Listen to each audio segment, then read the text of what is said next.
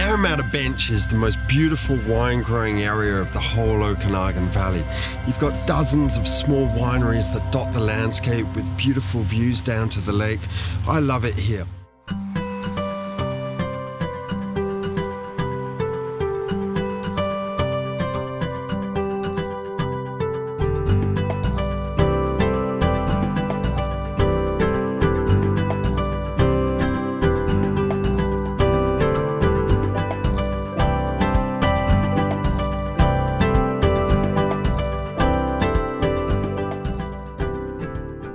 Joie is another winery that's definitely in my top 10. It's owned by a young couple who moved out from Vancouver, driven by a passion to make world-class wines. I think they've done that, and you can taste it in the glass. Well, we're here with Michael Dinn and Heidi Noble, the proprietors of Joie Winery on the Naramata Bench. Tell me about the actual name, Joie or Joie Farm. I mean, not always an easy one. I'm sure you hear mispronounced yeah, especially in British Columbia. It brought us a lot of joy. It seemed like a natural choice for me.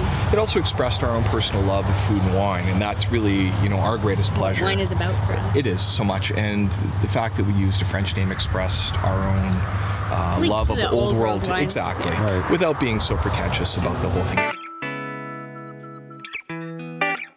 How did this all come about? You guys lived in Vancouver?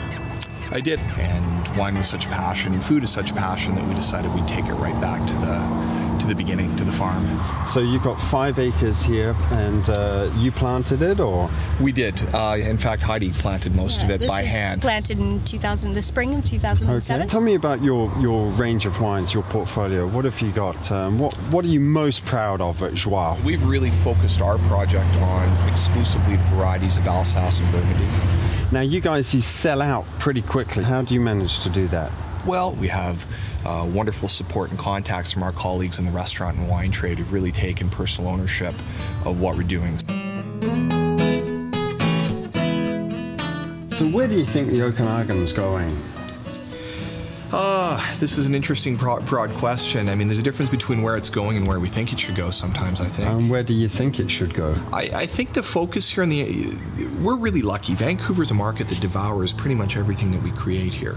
And people are so loyal to the Okanagan Valley here in British Columbia, and they have specific things that they want to drink. They want to drink things like Bordeaux blends, and they want to drink Syrah, and they want to drink these big reds, and I totally understand why they do it. I enjoy those wines as well.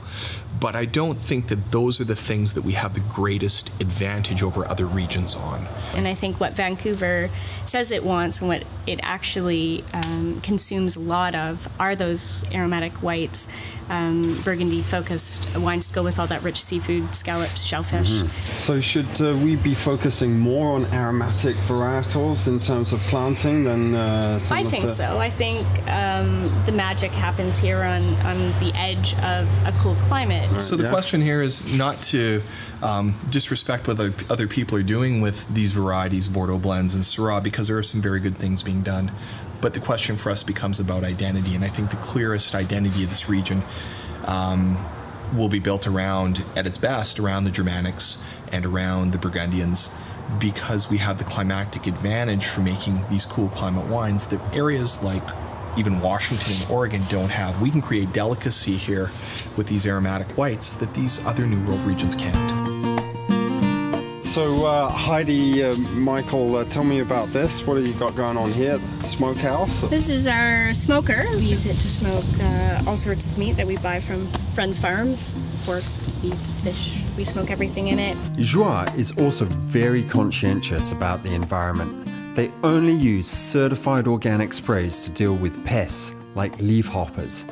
And they also have a very unique way of using chickens to take care of the vineyards. Oh, thank you. So it really is a farm. Heidi, what do you got here? I have a whole bunch of, they're hens, so they're egg-laying birds, but they're also our partial weed control in the vineyard. We have a mobile hoop that we put them out so they can scratch under the grapevines. So you actually take them out of here and you just kind of herd them. And you put them in the vineyards to eat some of the weeds, or? So they're constantly scratching and eating both cutworms, which is great in the spring, right? They eat your buds. But they're also fertilizing as they scratch, so it's a good system. Perfect. And then if you ever get hungry, there's dinner. In fact, lunch. I usually have eggs for lunch. It was a great visit to Joie. It's definitely a very rustic winery and doesn't have the financial resources of a major corporation, but Michael and Heidi are driven by passion, and I'm sure they'll continue to raise the bar for aromatic white wines.